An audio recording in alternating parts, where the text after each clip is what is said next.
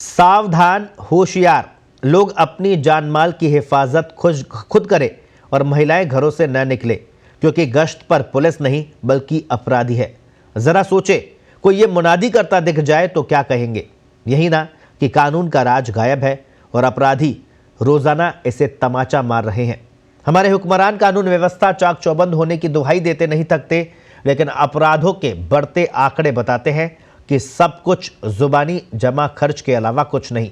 आज समूचे प्रदेशवासियों के साथ साथ हम भी गमगीन और गुस्से में हैं।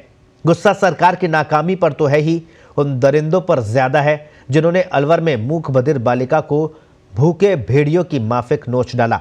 दरिंदगी की हद तो देखिए कि सामूहिक दुष्कर्म के बाद इस बालिका को सड़क पर फेंक गए, मगर इन नर पिशाचों तक पहुंचने में पुलिस अभी तक अंधेरे में ही हाथ पैर मार रही है। आखिर कैसे, देखिए इस खास रिपोर्ट में।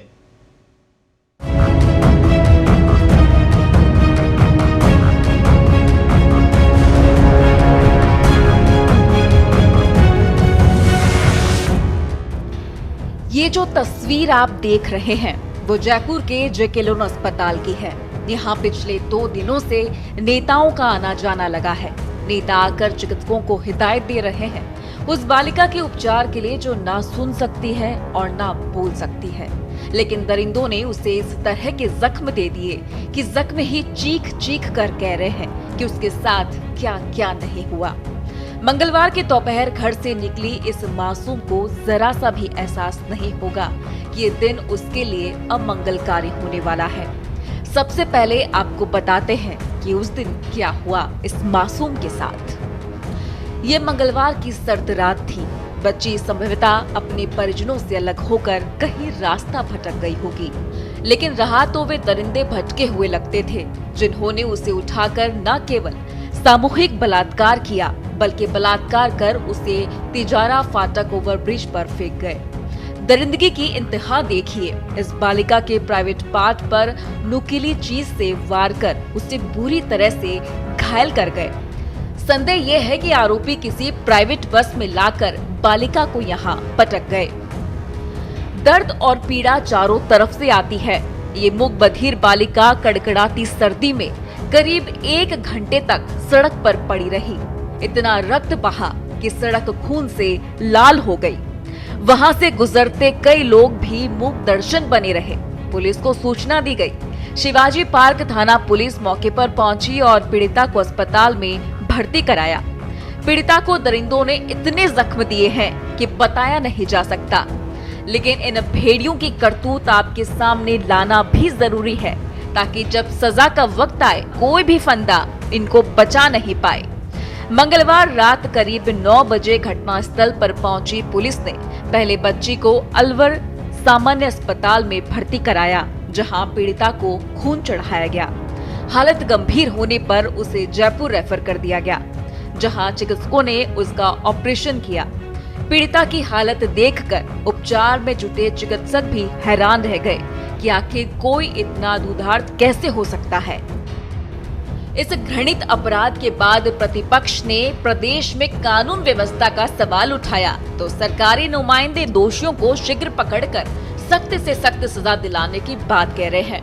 अलवर में भाजपा ने इस घटना के विरोध में प्रदर्शन भी किया। वहीं राज्य बालिका अधिकार संरक्षण आयोग ने जिम्मेदारों को तलब किया है। प्रतिकार योजना के तहत बालिका के परिजनों को सरकारी मदद भी दी गई, लेकिन इस मासूम बालिका के उपचार के लिए मिली ये रकम उसकी जिंदगी भर के लिए मिले जख्मों को भर पाएगी, ऐसा लगता नहीं। आज अपराधियों के मन मस्तिष्क से कानून का डर निकल चुका है। हम चाहते हैं कि सरकार एक नजीर ऐसी बहस करे कि हम 10 दिन के अंदर मुलजिमों की गिरफ्तारी भी करेंगे और 10 दिन के अंदर न्यायालय के अंदर हमारी सरकार की तरफ से पैरवी करके इनको फांसी के तख्ते के ऊपर पहुंचाने का काम करेंगे। तब इस अपराध के ऊपर अंकुश लगेगा।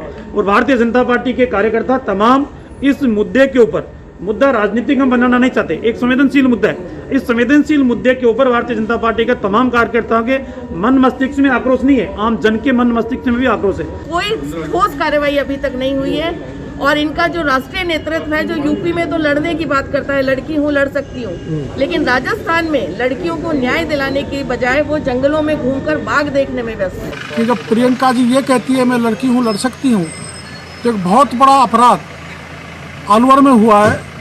आप अगर लड़ सकती हैं तो हमारी बात सुने और कार्रवाई कराएं। ये निकम्मी सरकार के खिलाफ, गहलोत सरकार के खिलाफ, जिसमें बेशुमार हत्या, अपहरण, बलात्कार की घटनाएं, शर्मनाक घटनाएं हो रही हैं और मुख्यमंत्री जी सुनने को तैयार नहीं है।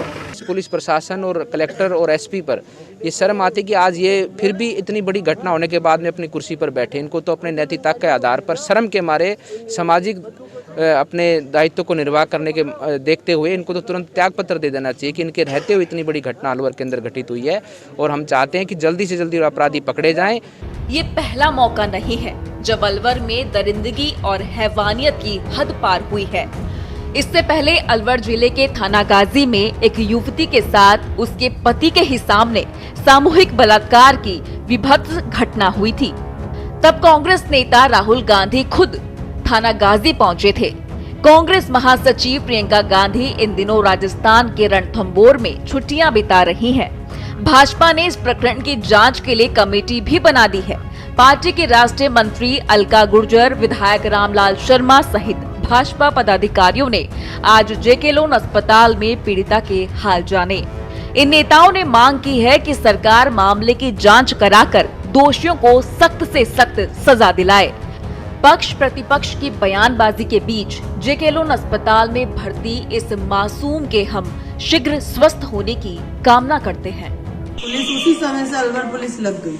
आईजी साहब लगातार मॉनिटरिंग कर रहे हैं, हमारे जयपुर रेंज के आईजी और अलवर पुलिस भी, अलवर प्रशासन भी। और मैं समझती हूँ पूरी राजस्थान की जिम्मेदारी, हम सब की जिम्मेदारी है।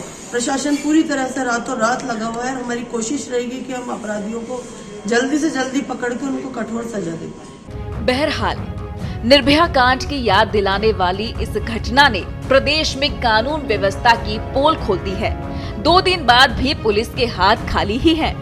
ऐसे में कई सवाल खड़े हो रहे हैं। स्पेशल रिपोर्ट, पत्रिका टीवी।